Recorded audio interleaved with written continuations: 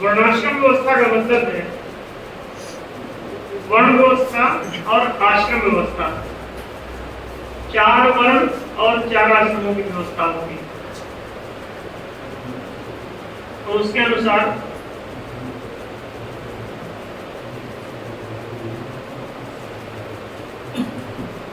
मनुष्य को अपना वर्ण क्रम विकसित करना होता है। जो जिस वर्ण दशा तक चला जाता है उस वर्ण दशा के अनुरूप अपना कर्म कर सकता है। वर्ण क्रम विकसित किए बिना कोई भी आदमी किसी पद पर कार्य नहीं कर सकता। करेगा तो उसका कार्य सफल नहीं होगा, परिणाम बुरे हैं। तो एक ही तरीका है कि आप अपनी पात्रता का विकास कीजिए। उसके लिए ही शिक्षण प्रशिक्षण मूल आधार है। जितना ज्यादा आप शिक्षित प्रशिक्षित हो सकेंगे उतना ज्यादा योग्य शिक्षक और प्रशिक्षक बन सकेंगे। तो 3 दिन तक आप उसका आनंद लीजिए, शिक्षा ग्रहण कीजिए और ये प्रत्येक वर्ष अब ये 3 दिवसीय प्रशिक्षण सत्र चलेगा। गुरु पूर्णिमा से ठीक पहले 3 दिनों तक ये कार्यक्रम संचालित होगा। ज्यादा जनसंख्या यदि अधिक बढ़ जाती है और एक बार में पूरा प्रशिक्षण नहीं हो पाता तो इसको वर्ष में 2 बार कर दिया जाए। तो एक बार तो ये अभी जुलाई में गुरु पूर्णिमा के पास होगा और दूसरा जो है वो जनवरी में होगा। तो जनवरी का कार्यक्रम संभव है वो देवनगर में रखते हैं, देवनगर सतना मध्य प्रदेश। वहां इसलिए कि उस दौरान प्रायः हमारी उपस्थिति वहीं रहती है, तो प्रशिक्षण कार्यक्रम वहां रखा जा सकता है और वहां पे शिक्षण प्रशिक्षण के हिसाब से परिवेश ज्यादा अनुकूल है। वहां अंदर घूमने फिरने और सब बहुत बढ़िया व्यवस्था है। तो वो आप लोगों के लिए पर्यटन केंद्र भी अब हो चुका है। तो वहां इस तरह के शिविरों के लिए कहीं बहुत अनुकूल वातावरण है और वहां सब प्रकार के हाल उपलब्ध हैं। कहीं भी अच्छे से शिक्षण प्रशिक्षण का आयोजन किया जा सकता है, कोई समस्या नहीं। वहाँ ठहरने की व्यवस्था, खाने पीने की सब पूरा इंतजाम है। यहाँ तो बहुत कुछ प्रबंधन अलग से करना पड़ता है, वहाँ तो इनबिल्ट है, अंदर ही सब इंतजाम है। आप वहाँ पर आप जैसे वैसे डेली वहाँ रहते हैं, तो रोज ही समझिए कि ऐसे कार्यक्रम चलता है। तो उसी में थोड़ी सी जनसंख्या और बढ़ जाती है तो वहाँ कोई फर्क नहीं पड़ता, वो सब सामान्य बात है। वहाँ ऐसा होता ही रहता है, कभी भी वहाँ गेस्ट आ जाते हैं कई सारे। तो वहाँ की व्यवस्था इस सब काम के अनुकूल है। तो एक शिक्षण प्रशिक्षण का कार्यक्रम हम लोग वहाँ रखेंगे और एक जो है इधर। तो ये जुलाई वाला तो यहाँ पे ठीक है। आप लोग इन 2 में से कोई एक कार्यक्रम अटेंड करते रह सकते हैं और हर साल शिक्षा प्रशिक्षण लेते हुए आप सभी प्रकार की अपनी पात्रताएं विकसित करते रह सकते हैं। पात्रता का विकास जितना अधिक होगा उतना आप अच्छी सर्विसेज दे पाएंगे। वर्ण की दृष्टि से 4 अवस्थाएं होते हैं। हम आपको थोड़ा सा बेसिक इस प्रोग्राम के बारे में बता रहे हैं। बाकी अभी कार्यक्रम शुरू होगा तो उसमें आपको कम से पहले 4 अंकों के इसमें 15-15 मिनट की कक्षाएं हैं, जिसमें 15 मिनट का पहला कार्यक्रम जो है वो रंजना जी का है। आशा है कि सब लोगों ने तैयारी कर ली होगी। दूसरा जो है डॉक्टर काबरा साहब का है। तीसरा जो है संदेश जी की 15 मिनट की है क्लास और चौथी जो है वो सिला देंगे। तो ये 4 लोग 1 घंटे में 15-15 मिनट की 4 ये कार्यक्रम रखे गए हैं जो अभी प्रारंभ किए जाएंगे। इसके पश्चात जो समय बचेगा 2-3 घंटे का, तो उस दरमियान हमारी कक्षा होगी। तो उसमें आपको एक यहाँ कहीं पोस्टर लगा होगा, हाँ ये प्रत्येक दिन का यहाँ पर क्या क्या क्लास चलना है ये आप इसमें देख सकते हैं। तो ये रोज सुबह 9 बजे से और 1 बजे तक ये क्लास चलेगी। 1 बजे के बाद आपका लंच का समय होगा। तो सब लोग लंच की व्यवस्था शायद ऊपर ही है इसी बिल्डिंग में, तो आप लोग ऊपर जाकर लंच करेंगे दोपहर में, और लंच के बाद आप लोग रेस्ट करेंगे। रेस्ट करने के बाद अपनी कोई नोट कुछ बनानी है तो बनाएंगे। किसी को घूमने फिरने जाना है तो आप लोग हरिद्वार, जो बाहर से आगंतुक लोग हैं जो स्थानीय हैं उनका तो ठीक है, रोज हरिद्वार घूम रहे, लेकिन जो लोग बाहर से आए हैं वो आसपास नहीं, शाम को गंगा जी के घाट पे टहलना है, ठंडा ठंडा वातावरण देखना है, किसी को दक्षिण मंदिर जाना है तो किसी को घर की कड़ी अगर जाना देखना है, और भी बहुत सारे यहाँ के मंदिर बहुत कुछ बना हुआ है हरिद्वार की विशेषता के लिए।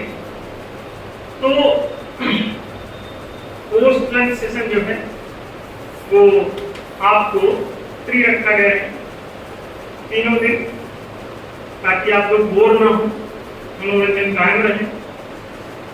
हाँ, गंगा बहती रहे लगातार इसी रफ्तार से। तो आधे दिन आप लोग अपना फ्री होंगे, अपने हिसाब से जो करना चाहेंगे कर सकेंगे, गलत काम छोड़ के। और बाकी जो है 4 घंटे का प्रशिक्षण 9 बजे से 1 बजे तक आराम से।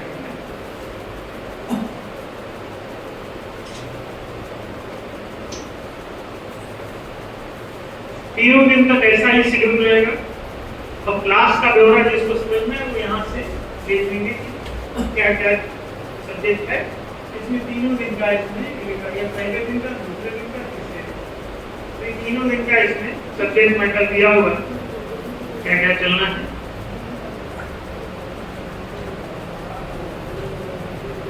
इसके बाद आपको प्रशिक्षण के पश्चात तीसरे दिन क्लास के पश्चात आपको एक पेज का पुरोहित आचार संहिता दी जाएगी, तो घर ले जाने के लिए पेज होगा। तो ब्रीफ में उसमें दिया हुआ है, बाकी तो उसकी बुक है, तो वो अलग से आप उसको बुक आपको मिल जाएगी, उसको आप पढ़ते रहेंगे, उसके अनुसार आचार व्यवहार करते हैं। तो आज का कार्यक्रम ज्यादा देर न करते हुए प्रारंभ किया जाए। तो एंकर आज के कौन है, एंकरिंग किसको करनी है?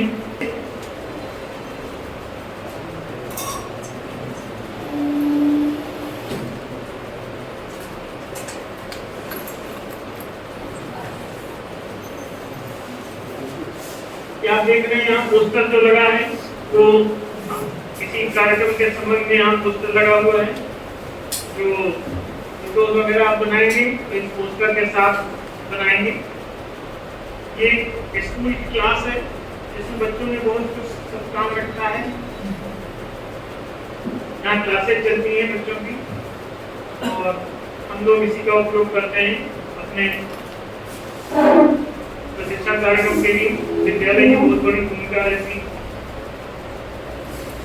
आज बच्चों की छुट्टी है, 3 दिन गुरु पूर्णिमा तक छुट्टी पर आए सब बच्चे, तो इसलिए उनकी जगह पर आप लोग स्टूडेंट की भूमिका निभा रहे हैं।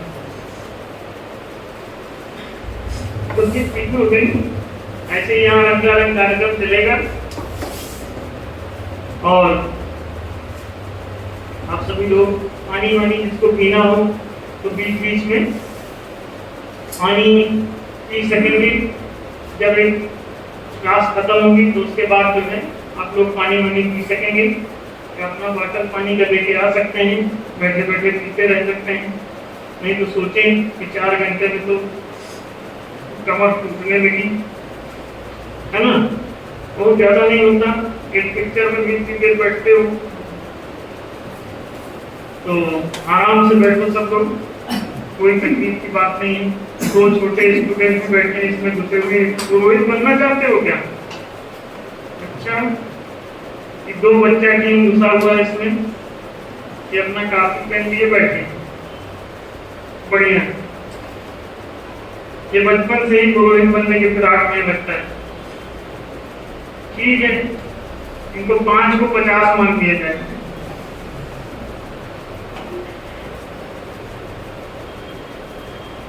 तो आप सभी लोग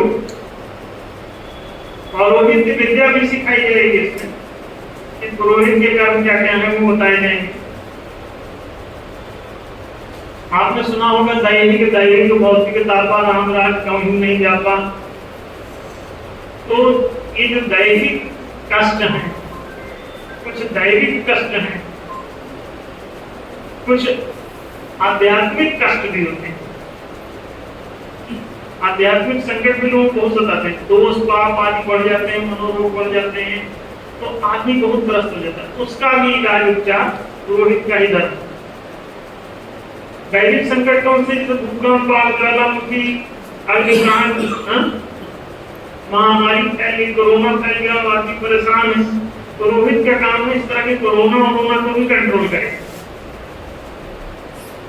और अपने पुरोहित के क्षेत्र को सुरक्षित बना के रखें।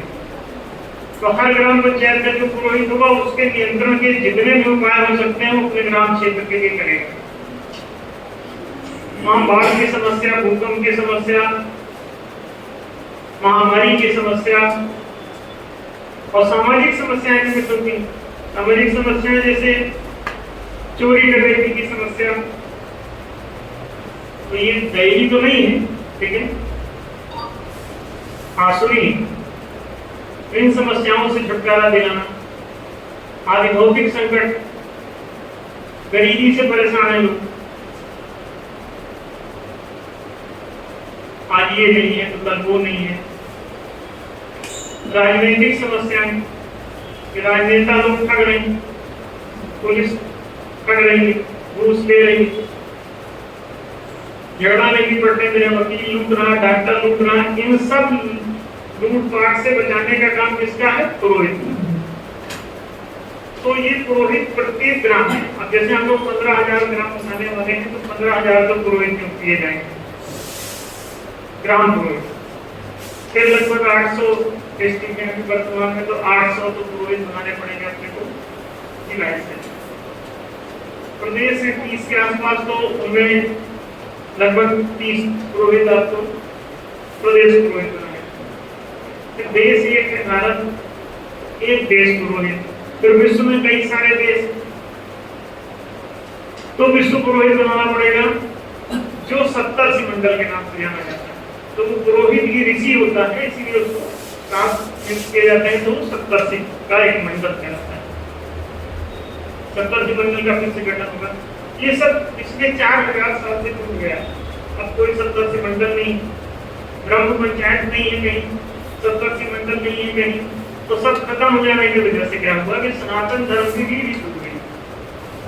उसके बाद आपको मुसलमानों ने कब्जा कर लिया, आपको ईसाइयों ने कब्जा कर लिया, बौद्धों ने कब्जा कर लिया, जैनों ने कब्जा कर लिया, सिखों ने कब्जा कर लिया। और वो सब सिर्फ आप जानते हैं कि वो सारे के सारे आक्रामक उनके आपका हमला किया, आपका मंदिर लूटा, आपका मकान लूटा, आपकी बहु बेटियां लूटी।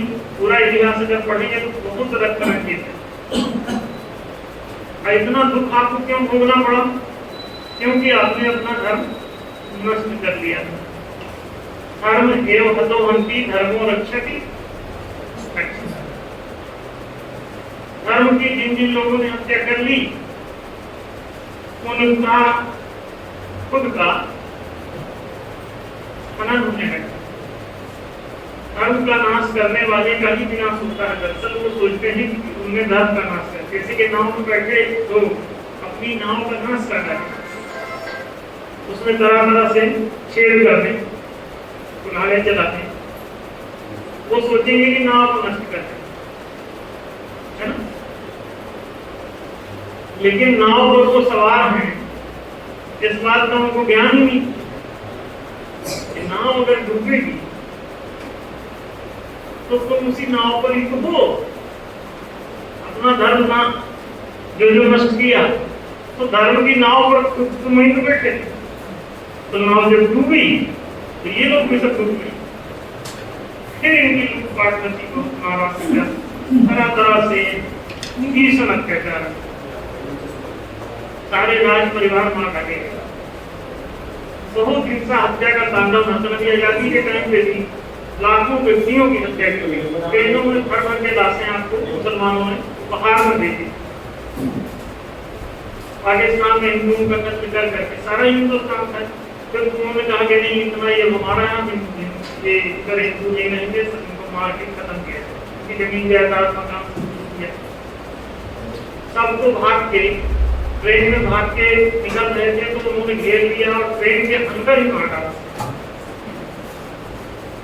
इस तरह से आपका जीवन कष्ट में बहुत गुजरा।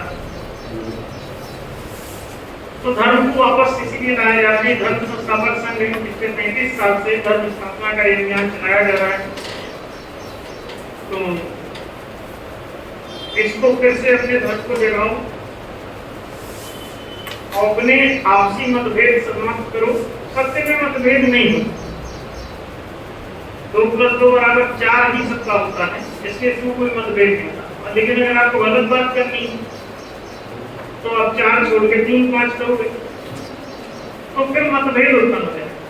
झूठों के बीच में मतभेद उत्पन्न होता है और सच्चों के बीच में मतभेद नहीं रहता। तो इतने सारे मत और पथ भारत में फैल गए। आज जो है कुछ नहीं तो हजारों मत हैं और हजारों खंडों में टूटा हुआ है सामाजिक रूप। और जितना समाज टूट जाता है उतना ही राष्ट्र बनता है, ये समझ लीजिए आप। हिंदू मुस्लिम अगर आप 2 समाज में बढ़ रहे हैं तो 2 राष्ट्र हो के रहेंगे। और सिख भी आपके समाज में एक नई कौम बन गई, नया संप्रदाय बना दिया अगर किसी ने, तो वो एक नया राष्ट्र की तैयारी खालिस्तान मान रहे। देखिए नागा संप्रदाय बना दिया है तो उधर नागालैंड की मांग चलती है। तो हिंदू अगर आप नागालैंड चले जाइए आपको बहुत मारेंगे। साउथ इंडियन ने अलग संप्रदाय बना लिया है तो वो उत्तर दक्षिण का बात चल रहा है। अब वो द्रविड़ राष्ट्र की, तेलंगाना राष्ट्र की वहां बात चल रही है। तो कितने राष्ट्रों में आप टूटने वाले हैं। समाज को जितना तोड़ डालोगे उतने राष्ट्र हो जाओगे। तो समाज का आपको एकीकरण करना पड़ेगा और समाज का एकीकरण कब होगा? जब आप सत्य के मत पर खड़े होना प्रारंभ करोगे। तो ये इसमें 2 मत, 3 मत, 5 मत नहीं होते। जैसे 2 + 2 = 4 होता है, तो हर एक धर्म ग्रंथ में 4 ही लिखना पड़ेगा। 4 अंतिम मत है सैद्धांतिक। अगर 3 5 करोगे तो कोई 8 15 वाले मत भी तैयार हो जाएंगे। और जितने मत उतने पद उतने राष्ट्र में आप डूब जाएंगे और जितने राष्ट्र उतनी लड़ाई। राष्ट्र जितने होंगे लड़ाई उतनी ज्यादा होगी। रूस और यूक्रेन क्यों लड़ रहे हैं? पहले सोवियत संघ था तो यूक्रेन तो सोवियत संघ में ही था। जैसे ही 90 के आसपास ये टूटा तो क्या हुआ? यूक्रेन अलग हुई। तो अब यूक्रेन और रूस की लड़ाई चल रही, जबकि दोनों एक ही देश। 47 में भारत पाकिस्तान 2 देश बन गए। अब भारत पाकिस्तान की लड़ाई चल रही, रोज बम उड़ रहे हैं। फिर बांग्लादेश 71 में बना दिया तो अब 3 देश हो गए। अफगान पहले बना दिया था, 4 देश हो गए। श्रीलंका उधर बना दिया तो श्रीलंका से लड़ाई चल रही है। आपके राजीव गांधी की हत्या कर दी श्रीलंका के आतंकी, प्रधानमंत्री को मार डाला।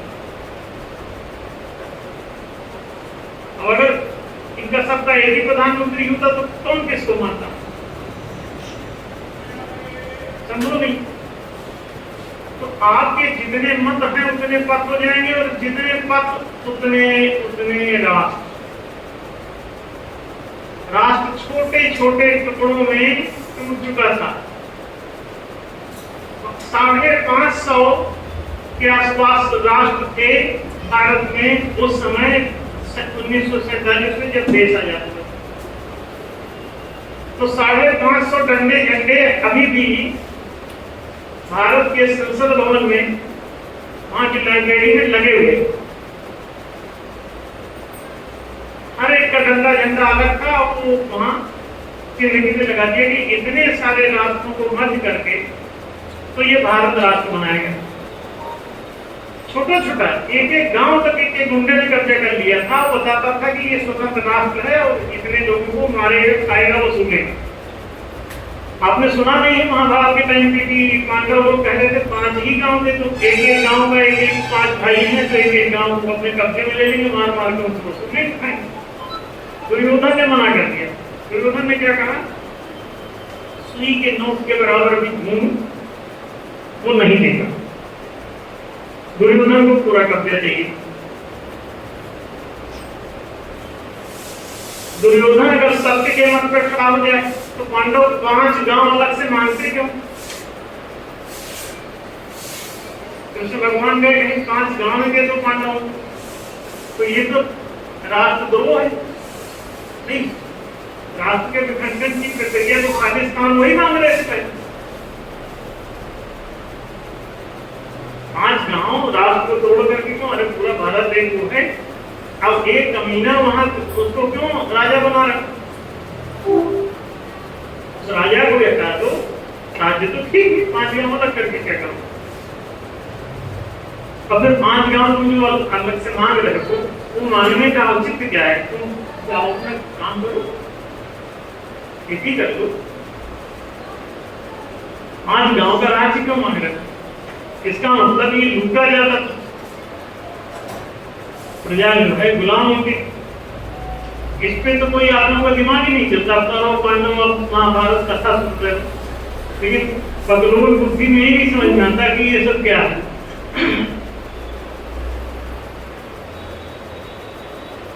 इसीलिए ये प्रशिक्षण कार्यक्रम रखा है, ताकि आप लोगों की बुद्धि को जो उन लोगों ने अशुद्ध कर रखा है तो उसको शुद्ध किया जा सके।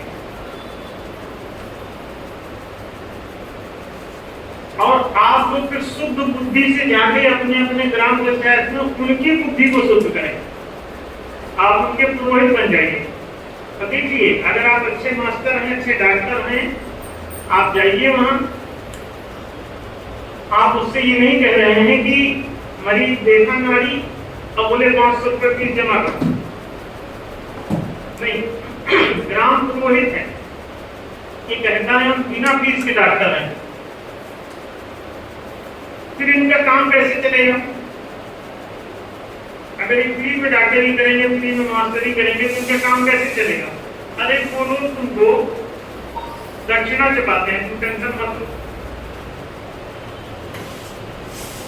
उनका काम है आपको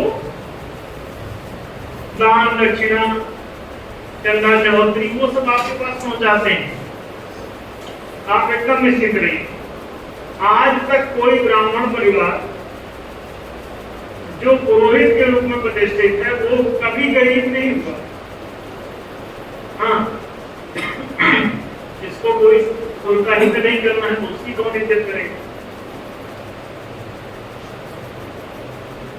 वीरेंद्र शास्त्री एक छोटी सी विद्या पुरोहित थी, उसको उसके दादा की सिखा के चले गए। आज देखिए इतनी कम उम्र में 10,000 करोड़ की संपत्ति उसके पीछे खड़ी। कैसे खड़ी हुई? पुरोहित विद्या। पुरोहित के घर का लड़का है। पुरोहित ने बड़ा नाम है। दरअसल पुरोहित की ही सारी जितना भी गांव देश समाज होता है ना, सब उसी का होता है। वो विद्यालय खोल के बैठ जाता है, वो हॉस्पिटल नहीं खोल के बैठ जाता है, तो उसका घर ही अस्पताल है, उसका घर ही विद्यालय है। सुना होगा आपने गुरुकुल बनते थे।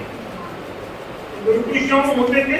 क्योंकि मुसलमान परिवार होता है तो अपने घर परिवार में ही रहते और पुरोहिती का काम करते रहते। तो पूरे ग्राम को पढ़ाई लिखाई का इंतजाम, ऐसा है तब भी पढ़ो, वैसा नहीं है तब भी पढ़ो। अब देखो, पुरोहितों को आर्थिक समस्या नहीं होती,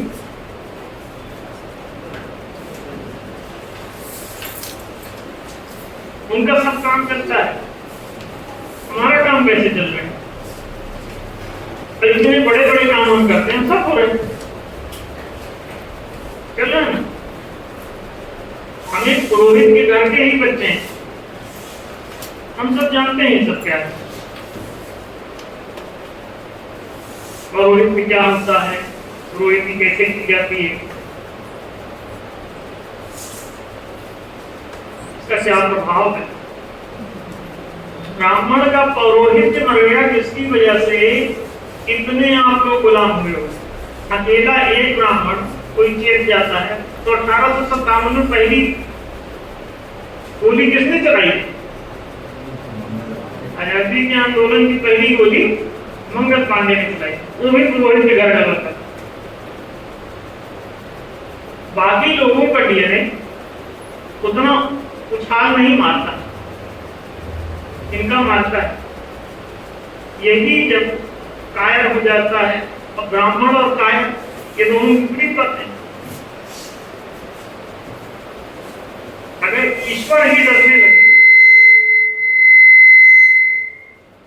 ईश्वर ही डरने लगे अपनी सृष्टि से,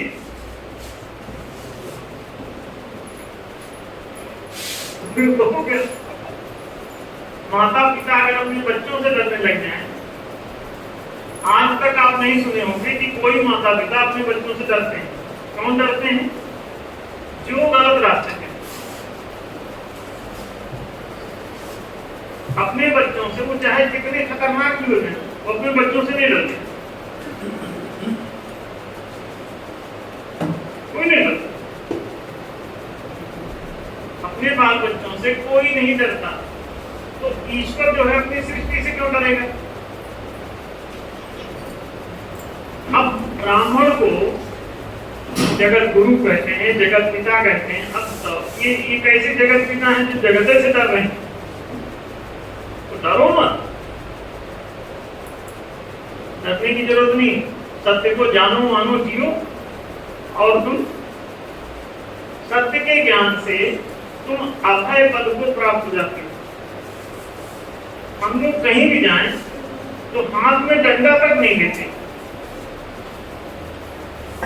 आप लोगों को कहां जंगल में चलना है? जिसको चलना है चलो हमारे साथ, जहां आप लोगों के चले जाएं। और कभी सारी रात जंगल में हम पड़े भी नहीं, जंगल में पड़े रह सकते हैं, कहीं भी जा सकते हैं। पुलिस शेर खा जाएगा, शेर पहचानता है किसको खाना।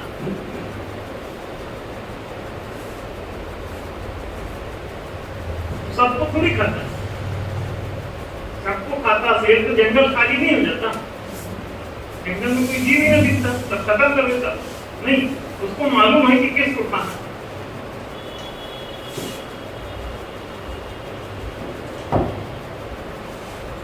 अभी चक्कर में आप मत चले जाना, नहीं तो खा ही जाएगा सच। क्यों? उसको जाना चाहिए जिसका सत्य का भ्रम दूर हो गया।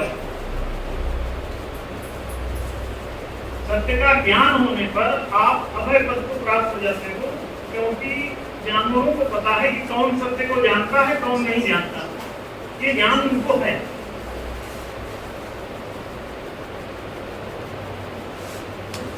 सत्य को जानने पर आपके मन का द्वैत मिट जाता है, मैं खुद खत्म हो जाता है और आप नॉर्मल हो जाते हो। अब इसीलिए ब्राह्मण स्वयं को सब में और सबको स्वयं में स्थित जो देखता है उसे ही ब्राह्मण कहते हैं।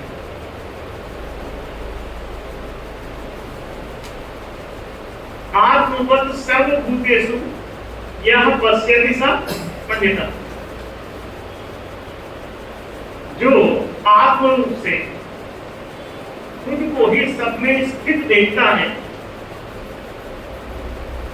वही ज्ञानी कहलाता है, वही विद्वान कहलाता है, वही पंडित कहलाता है। जो स्वयं को सब में घुसा दे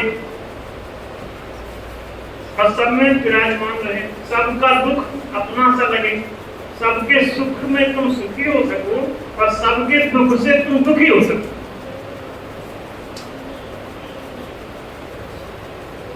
जैसे तुम्हारे बच्चे को स्कूल में एडमिशन में मिले तो तुम सदमे में रहते हो, रात भर तनाव में रहते हो, तुमको बेटी चाहनी है और तुमको दिक्कत हो रही है, हाँ?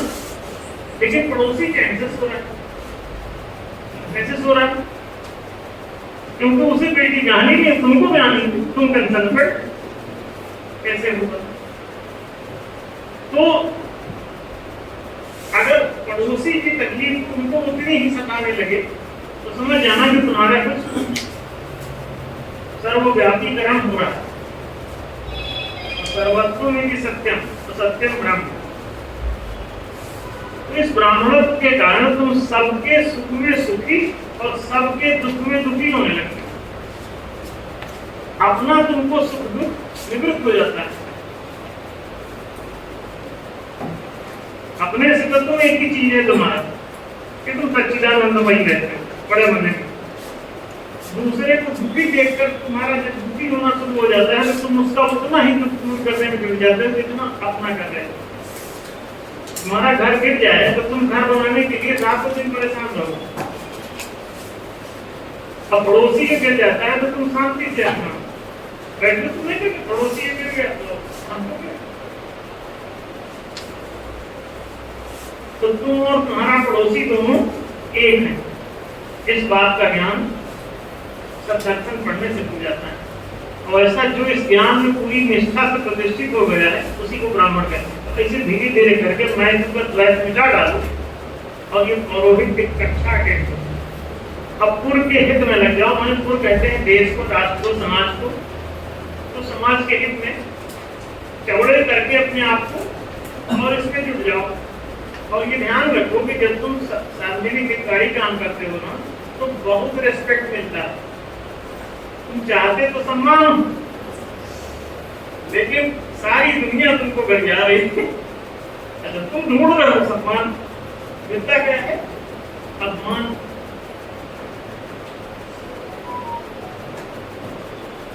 अच्छा, जितना अपमान मिलेगा उतना सम्मान की खोज और बढ़ जाती है, आ रही बुझती। तो एक ही तरीका है कि आप हमेशा सत्य में प्रतिष्ठित रहो, सत्यात्मक काम करो, सर्वात्मक काम करो, सर्वहितकारक काम करो और पूरी दुनिया तुमको इज्जत से देखने लगे।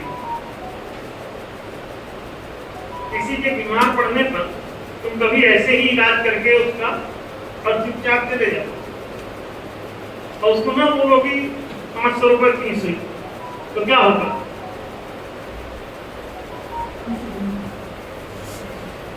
वो खुश होगा ना। अब बाहर गया प्राइवेट में इलाज कराने तो चला 5000 का बिल आ गया और तुमने 500 रुपए भी नहीं लिए, तो वो तुम्हारे यहाँ जब उसके यहाँ कीड़ा बोएगा और होगा ना तो सबसे पहले कीड़े तोड़ के तुम्हारे घर पहुंच जाता है और तुम नहीं कहते हो कि मेरे, वो सबसे पहले तुम्हारे घर पहुंच जाता है। हम कमरे से नहीं निकलते। हम जब इधर आए तो रुपये से बैठे होंगे, देखो पीछे से हमने ये बात कही थी कि देखो हम किसी एक ही जगह बैठे थे, कहीं नहीं गए, और ये धर्म स्थापना अभियान तो इनको आजकल हम इधर आए तो हमारा कोई परिचित नहीं, कोई पड़ोसी नहीं, कोई मित्र नहीं, कोई रिश्तेदार नहीं, कोई संगठन का आदमी हमारे इधर नहीं। और हमने कहा कि देखो कि हम यहीं से सब काम करेंगे और हमको बाहर जाने की जरूरत नहीं पड़ेगी। चाय भी लोग हमको बनाएंगे, खुद ला के हमको यहाँ यहीं बैठ के पिलाएंगे, हमारा कप भी धोएंगे और हम डांटेंगे कि ठीक नहीं बनी है। अब वो उसको स्वीकार करेंगे कि हाँ ये ठीक नहीं, अगली बार मैं और सही बना के दूंगा। तो लोग हमसे डांट भी खा रहे, चाय बना के दे रहे, और कईयों को तो थपड़िया भी रहे, उसको भी साइन कर रहे, बोले हाँ कई दिनों से नहीं टूटे। बीच बीच में जिसकी तबीयत खड़ी कर देते हैं, थोड़ा कुछ दिन तक उसकी रंगत बनी रहती है।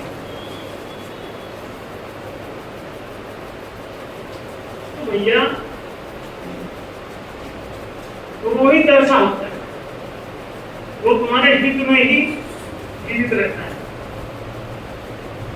और जब तुम स्वार्थी, द्रोही, दुष्टात्मा बनोगे तो उनको इज्जत कोई क्यों देगा? देगा। देखते ही ऐसे टूटते रहते खराब है ना। अच्छा, अब तुमको क्या चाहिए अपना सोच के बताओ। अपमान चाहिए कि सम्मान? कितनी जोर से अपमान नहीं बोलते कि उनको जमीन किया जाए, नहीं जगह पर ठीक नहीं। तुमको कोई गधा, कुत्ता, बदतमीज, बेहुदा कोई बोले तो बिल्कुल खराब लगता है, ऐसा मत बोलना, है ना। सबको सुरक्षा चाहिए, सम्मान चाहिए, सुख चाहिए। मिलता क्या? मिलता क्या बता भाई? सम्मान, दुख, ये सब चीजें मिलती हैं समाज में। अच्छा, हम लोगों के साथ उल्टा है। जहां हम तो अपने गांव भी जाते हैं तो मिलने वालों की लाइन लग जाती है।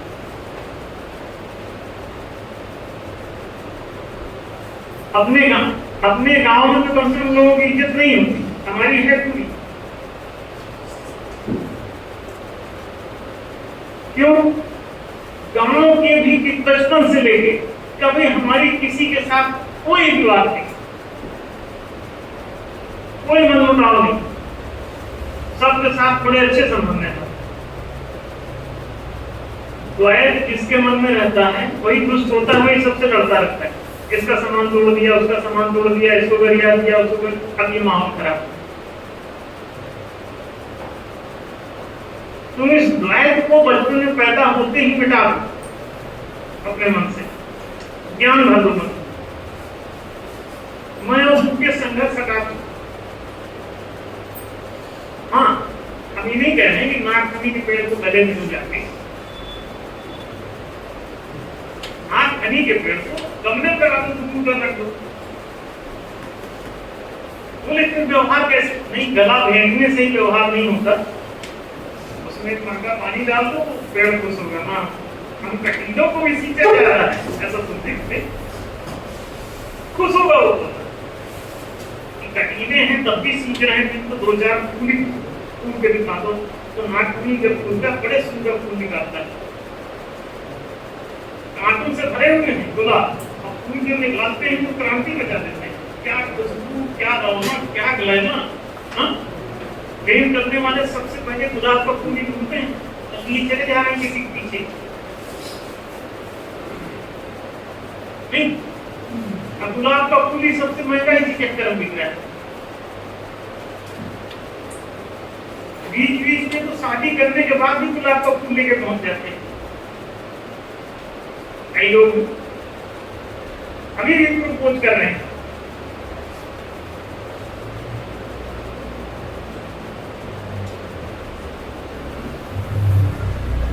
अच्छा, अब आप लोग सोच रहे हो कि हमको तो कोई नहीं दे रहा है, पता नहीं किसकी बात चल रही है। नहीं, तुम्हारी बात चल रही है। तुम ये क्यों सोचते हो कि दूसरा ही तुम होते? वो देने वाला आदमी तुम क्यों नहीं हो सकते? अपनी तरफ से सोचो। अधिकांश लोग इस बात को सुनकर सोचने लगेंगे कि हमारा हस्बैंड हमको आज तक गुलाब का फूल लेके नहीं आया, है ना। यही वाला दिमाग है जो तुमको जहर बना दो। ये समझना पड़ेगा कि वो वाला आदमी सामने वाला है, ऐसा क्यों सोच रहे हो? ये वाला जो गुलाब का फूल लेके जाने वाला आदमी ये दूसरा क्यों है? वो तुम क्यों नहीं? अरे तो हम छोटे हो जाएंगे, जो गुलाब का फूल देता है वो छोटा बन जाता है समाज में, है? उसकी कोई इज्जत ही नहीं। जो लेता है वो महापुरुष, देता है वो तो छोटा हो गया ना।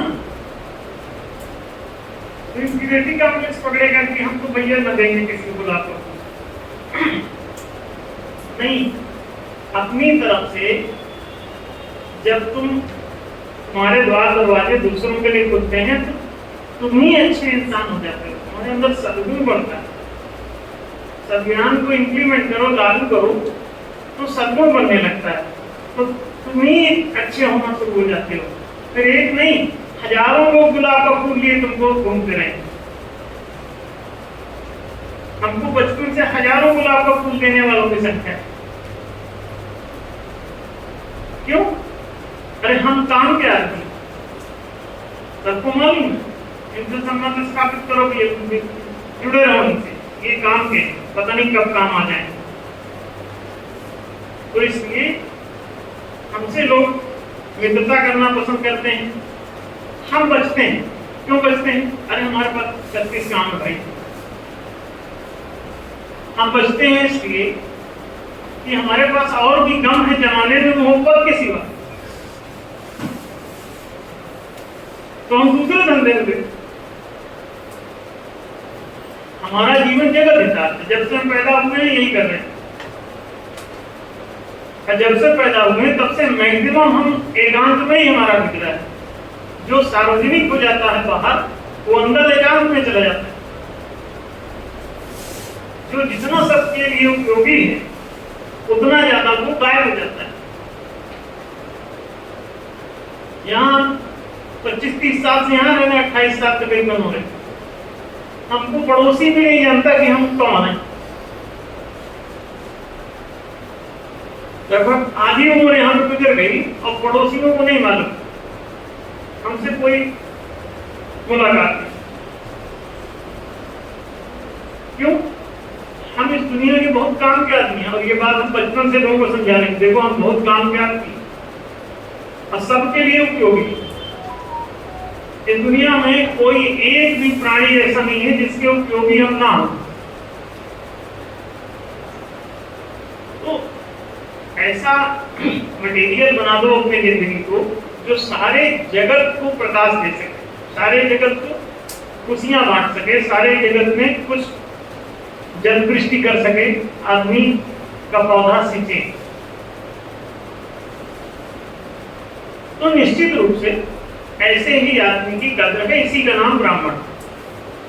जगत में जो ऐसा हो जाता है उसी को क्या कहते हैं?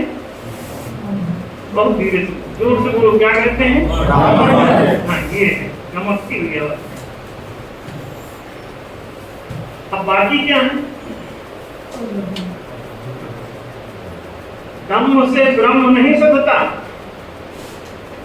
विद्या ददाति विनयम, अविनयादि याति पात्रताम, अपात्रत्वात् सर्वमाप्नोति। पात्रता से सब कुछ प्राप्त। तो जिंदगी को बढ़ते रहो। स्त्रियां अपने आप को ब्राह्मणी बनाने में जुटी रहा करें, जिंदगी भर तपस्या करते रहो ताकि ऊपर उठ सके। तब से पाप दोष धो डालो और साधना से जिंदगी को साध लो, जीवन अच्छा बन जाएगा और मस्त हो जाओगे। अच्छा, दोष पाप बटोरो नहीं तो तपस्या की जरूरत नहीं।